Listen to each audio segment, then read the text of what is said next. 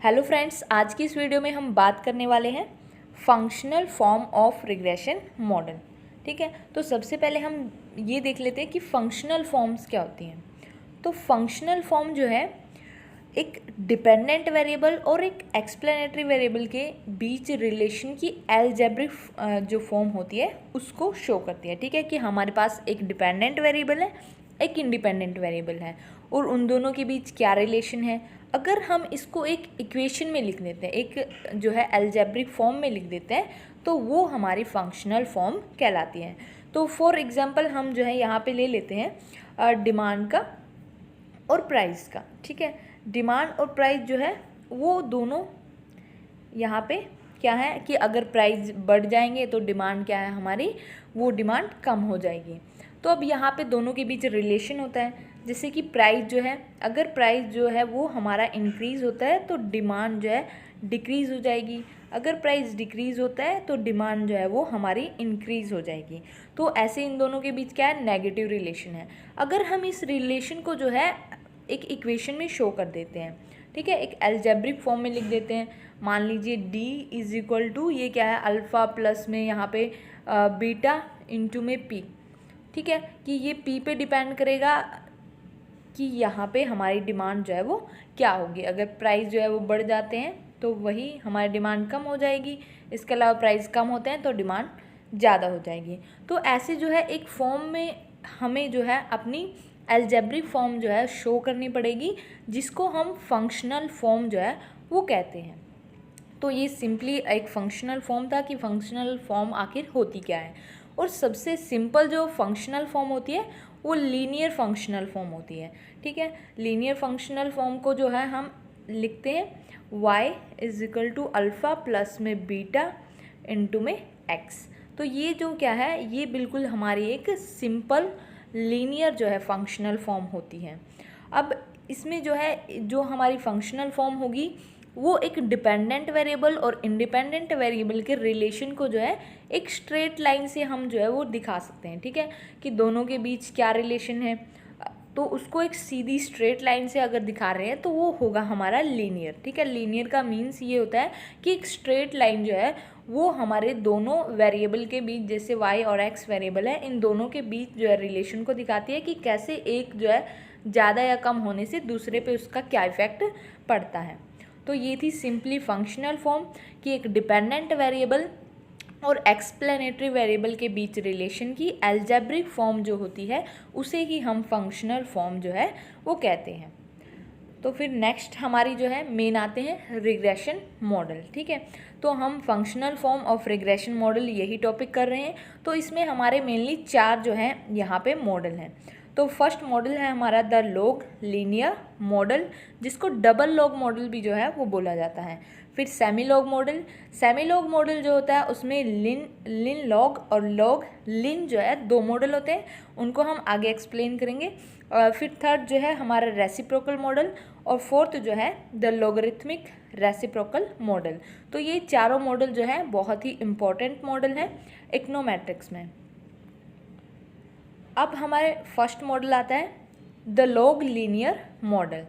The log linear model जो है इसको हम डबल लॉग मॉडल भी इसको हम बोल देते हैं, और ये एक मैथमेटिकल मॉडल है जो एक फंक्शनल फॉर्म का रूप लेता है। ठीक है, कि यहाँ पे जो फंक्शनल फॉर्म होगी, मैथमेटिकल मॉडल है जो कि एक फंक्शनल फॉर्म जो है उसकी फॉर्म में ही होता है, और जिसका लॉगरिथमिक मॉडल के जो है पैरामीटर के लीनियर कॉम्बिनेशन के बराबर होता है। ठीक है, कि यहाँ पे इसका जो लॉगरिथम होगा इसके पैरामीटर के लीनियर जो कॉम्बिनेशन है उनके इक्वल होगा, और जो लीनियर रिग्रेशन को अप्लाई करना जो है पॉसिबल बनाता है।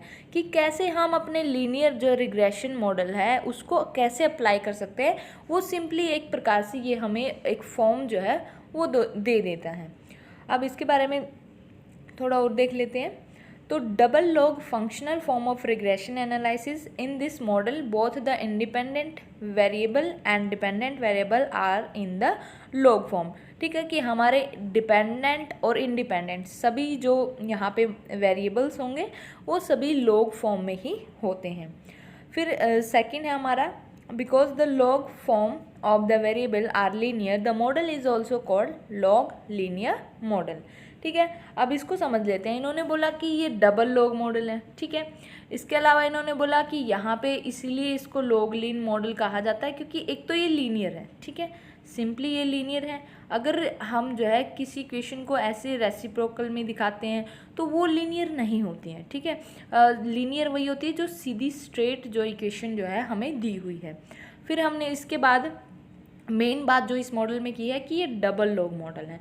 अब डबल लॉग क्यों है? क्योंकि यहाँ पे log y is equal to alpha plus beta into log x, ठीक है। यहाँ भी लॉग है और यहाँ भी लॉग है, तो दोनों साइड जब लॉग होता है तो इसीलिए इस मॉडल को डबल लॉग मॉडल भी कहा जाता है। और लॉग लीनियर इसलिए कहा जाता है क्योंकि ये लीनियर भी है और दोनों साइड इसमें लॉग भी होता है।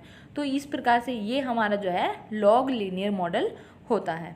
और it is used when you wish to calculate the elasticity from the regression analysis, ठीक है। तो इसका हम मेनली यूज जो करते हैं वो इलास्टिसिटी को कैलकुलेट करने के लिए कर रहे होते हैं, और इसको हम जो है कांस्टेंट इलास्टिसिटी मॉडल भी बोलते हैं, ठीक है। तो ये था simple model, double log model या लॉग लीनियर मॉडल, जिसमें हमारे इक्वेशन में जो है दोनों साइड ही लॉग होते हैं, और इसके अलावा ये जो इक्वेशन होगी वो हमारी जो है जो फंक्शनल फॉर्म होगी वो हमारी लीनियर होगी। तो ये था हमारा लॉग लीनियर जो है मॉडल। अब सेकंड मॉडल हमारा आता है सेमी लॉग मॉडल। अब सेमी लॉग मॉडल जो है उसमें दो आते हैं, एक लॉग लीनियर और एक लिन लॉग मॉडल। देखो यहाँ पे हमारा जो है लॉग लीनियर और लिन लॉग का मतलब ये है कि अगर एक साइड, अगर हमारी जो है लेफ़्ट साइड जो है यहाँ पे लॉग आ जाता है, ठीक है, लेफ़्ट साइड लॉग आ गया, और राइट साइड जो है हमारा इक्वेशन सिंपल है, तो ये क्या हो गया यहाँ पे लॉग और लिन, ठीक है, क्योंकि ये जो है इधर वाली लीनियर होगी और यहाँ पे हमारे लॉग होगा।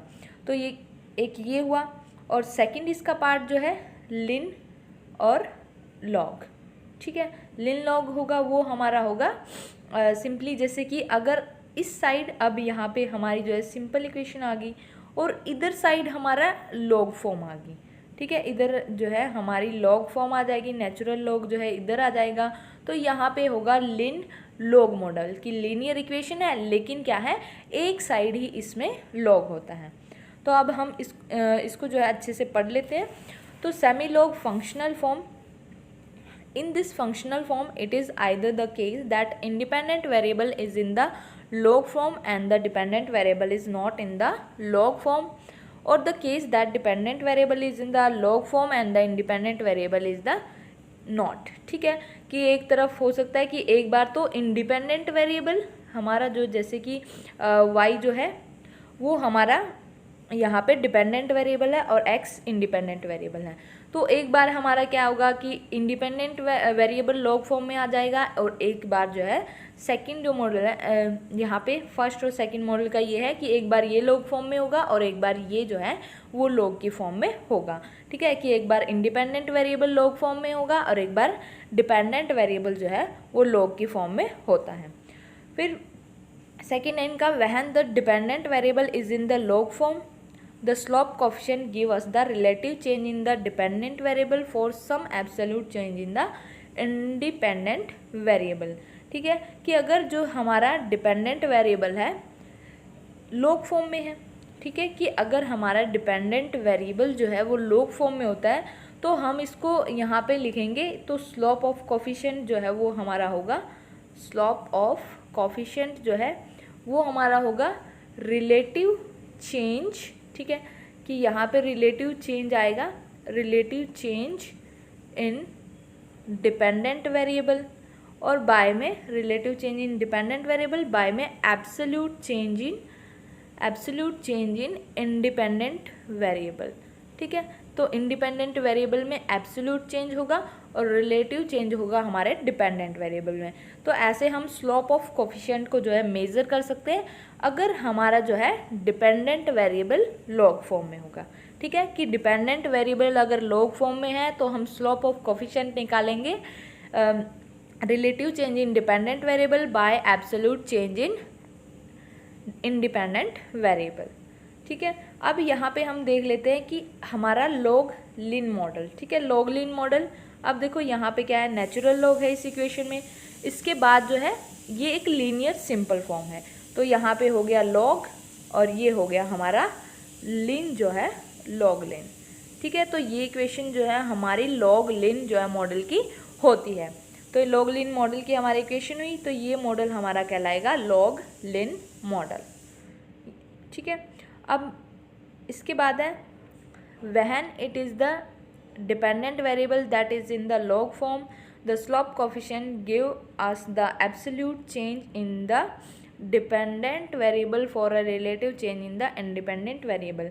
अब हमारे पास मॉडल आ जाता है लिन लॉग मॉडल। देखो अब यहाँ पे इक्वेशन जो है हमारी वो क्या है, y is equal to alpha plus beta into linear log x। ठीक है, तो log x है, यहाँ पे हमारी जो है राइट साइड जो है हमारा यहाँ पे log है, तो यहाँ पे क्या हो गया, स्टार्टिंग में लीनियर इक्वेशन है लेकिन बाद में इसमें क्या आ जाता है, log आ जाता है, तो ये हमारी लिन लॉग मॉडल है। अब लिन लॉग मॉडल अगर होता है, ठीक है, लिन लॉग जो है मॉडल अगर होता है तो उसमें हमारा स्लोप कोफिशिएंट क्या होगा, तो यहाँ पे हमारा स्लोप कोफिशिएंट हम निकालेंगे। ठीक है, slope of coefficient is equal to, ये हमारा निकलेगा एब्सोल्यूट चेंज। ठीक है, absolute change in dependent variable by में relative change in independent variable. ठीक है, अब देखो पहले वाले में क्या था, हमारा रिलेटिव चेंज हुआ था डिपेंडेंट वेरिएबल में और एब्सोल्यूट चेंज हुआ था इंडिपेंडेंट में।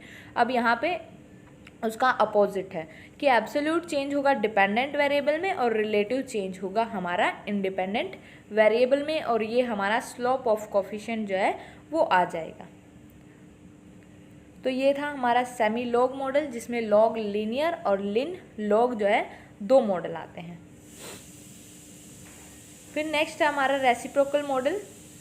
तो रेसिप्रोकल मॉडल जो है वो क्या होता है, तो reciprocal model in this functional form the independent variable appear in the denominator that is the independent variable is raise to the power -1। ठीक है, कि इन्होंने बोला कि हमारा जो इंडिपेंडेंट वेरिएबल होगा, यहाँ पे इंडिपेंडेंट वेरिएबल हुआ हमारा x, तो इंडिपेंडेंट वेरिएबल हमारा जो होगा वो यहाँ पे हमें डिनोमिनेटर की जो है फॉर्म में मिलेगा। ठीक है, रेसिप्रोकल मॉडल है तो ये रेसिप्रोकल फॉर्म में ही हमें जो है वो मिलता है। अब यहाँ पे लीनियर मॉडल नहीं है बल्कि ये रेसिप्रोकल मॉडल है, क्योंकि हमारी फॉर्म जो है वो डिनोमिनेटर के जो है अकॉर्डिंग हमें दिखाई दे रही है। फिर इन्होंने बोला कि the independent variable is raise to the power -1, कि यहाँ पे जो इंडिपेंडेंट वेरिएबल होगा उसकी पावर जो है वो नेगेटिव में होगी। अब देखो ये पावर है 1/x, तो हम इसको x-1 जो है ऐसे डिनोट कर सकते हैं। ठीक है, x-1, तो ये क्या हुई, हमारी जो इंडिपेंडेंट वेरिएबल है वो नेगेटिव पावर में जो है होता है। ठीक है, नेगेटिव में होता है तभी जो है हम 1/x जो है वो करते हैं। तो इसलिए ये जो मॉडल होगा इसमें हमारा जो इक्वेशन होगी ना तो वो लीनियर होगी, और उसके अलावा ये हमारी जो है रेसिप्रोकल फॉर्म में इंडिपेंडेंट वेरिएबल होता है, इसलिए इसको रेसिप्रोकल मॉडल बोला जाता है, क्योंकि इसका इंडिपेंडेंट वेरिएबल ही हमारा रेसिप्रोकल फॉर्म में होता है। अब सिंपली जो है इसको हम यहाँ पे एक इक्वेशन से समझ सकते हैं। ठीक है, इक्वेशन हमारी है y is equal to alpha plus में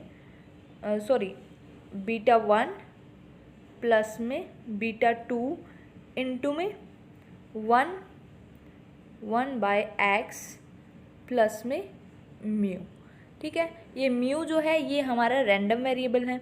अब यहाँ पे हमने ये शो किया है कि β1, ठीक है, ये स्टार्टिंग में हमारा β1 है प्लस में β2। अब ये चीज़ बताती है कि ये दोनों जो स्लोप होते हैं इनके अकॉर्डिंग भी इनमें कुछ चेंजेज हो सकते हैं। अब देखो ये रेसिप्रोकल फॉर्म में है। अब यहाँ पे अगर β1 और β2 जो है ये दोनों ग्रेटर देन 0 होते हैं, दोनों ग्रेटर देन 0 होंगे। β1 हमेशा कांस्टेंट होता है, यानी कि ये जो होता है यहाँ पे ये हमारा कांस्टेंट होता है, β1 कांस्टेंट होगा, यानी कि इसको हम बोल सकते हैं कि ये जो है इसका कांस्टेंट है, जबकि बीटा 2 जो है वो रेसिप्रोकल फॉर्म में होगा। ठीक है, यहाँ से हम इसका रेसिप्रोकल फॉर्म में जो है इनको निकाल देते हैं, तो इसीलिए यहाँ पे सिंपली इनको दिखाया है। और फिर इनकी ये 3 टाइप की अलग अलग जो है शेप दिखाएं कि ये भी किस टाइप से हो सकते हैं। ठीक है, तो बीटा 1 और बीटा 2 को लेके मेनली ये बात कही गई है कि ये इनकी अलग अलग फॉर्म हो सकती है, लेकिन सिंपली जो है हमारा मॉडल इन पे मैटर करता है कि ये हमारी फॉर्म जो है, ये एक्स वाली जो है ये रेसिप्रोकल फॉर्म में होनी चाहिए।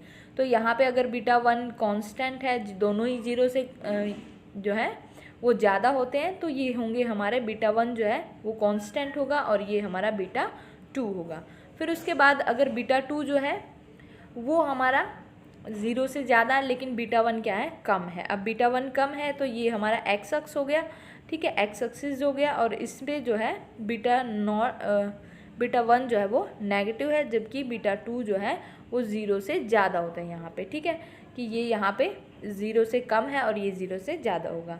फिर उसके बाद जो है कि अगर बीटा 2 जो है वो भी 0 से कम होता है। अब वो 0 से कम होगा तो बीटा 2 यहाँ पे 0 से कम होगा, और जबकि हमारा बीटा 1 जो है वो ज़्यादा होगा। तो ये सिर्फ सिंपली जो है शेप बताई गई है कि बीटा 1 बीटा 2 कैसे जो है वो उनकी शेप अलग अलग हो सकती है। इससे ज़्यादा इस मॉडल में इसका जो है कोई भी मैटर नहीं है, सिर्फ सिंपली शेप बताने के लिए ये हमने लिए हैं।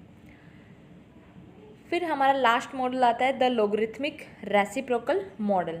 अब जो लॉगरिथमिक रेसिप्रोकल मॉडल होता है, जब एक साइड में हम जो है मॉडल में लॉग हो। ठीक है, अगर हमारा मॉडल है और हमारी ये इक्वेशन है, उसमें एक साइड लॉग हो और दूसरी साइड जो है हमारी रेसिप्रोकल फॉर्म हो। ठीक है, यहाँ पे हमारा इंडिपेंडेंट वेरिएबल अगर रेसिप्रोकल फॉर्म में हो और हमारी जो है लेफ़्ट साइड में हमारा जो है ये लीनियर फॉर्म में होता है। ठीक है, लॉग फॉर्म में होगा, ये लॉग फॉर्म में होगा और ये हमारा रेसिप्रोकल फॉर्म में होगा। तो ये मॉडल हमारा जो है लॉगरिथमिक रेसिप्रोकल मॉडल होगा कि यहाँ पे लॉग भी है और यहाँ पे रेसिप्रोकल भी जो है वो मॉडल होता है, इसीलिए इसे जो है हम द लॉगरिथमिक रेसिप्रोकल मॉडल कहते हैं। Thank you. अगर वीडियो अच्छी लगी है तो प्लीज़ लाइक कीजिए, शेयर कीजिए और हमारे चैनल को सब्सक्राइब कीजिए। और अगर इस वीडियो में कोई डाउट है तो प्लीज़ कमेंट करके ज़रूर बताइए। Thank you.